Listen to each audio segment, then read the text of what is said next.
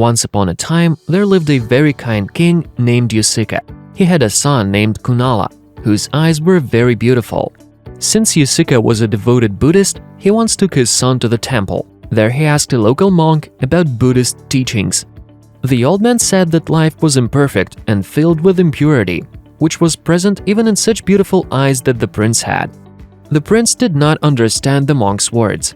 That time there were many concubines in the king's palace, and one of them was greatly captivated by Kunala's beauty. Once, seeing that he was sitting alone, she approached the prince and tried to seduce him.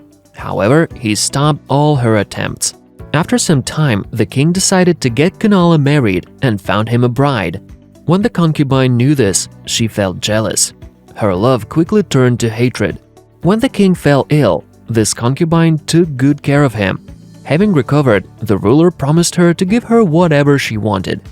"Give me the opportunity to rule the country for a week," she said, and the king agreed. While on the throne, she wrote a letter to Kunala, saying that her fury could only be calmed if she never saw his eyes again. Then he understood what the monk meant, but it was already too late. Then he pulled both eyes out of their sockets, and although everything became dark for him at that moment, his mind was filled with light and peace. When his wife found out about this, she began to cry, but the prince said, "Life is fickle, and hatred and frustration are our worst enemies." Since it was dangerous to stay in the palace, Kunala and his wife left.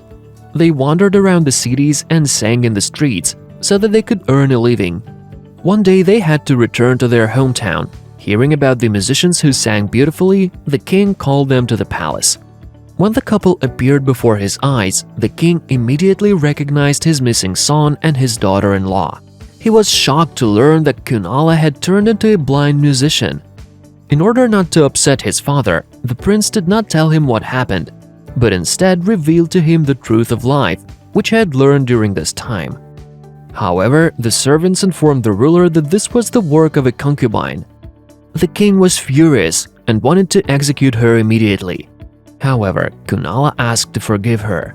But the woman, unable to bear the pangs of conscience, committed suicide. With her impure love, she caused others a lot of grief and destroyed herself. In life, it doesn't matter how you look. What matters is how pure your heart and mind are. Love must not be destructive.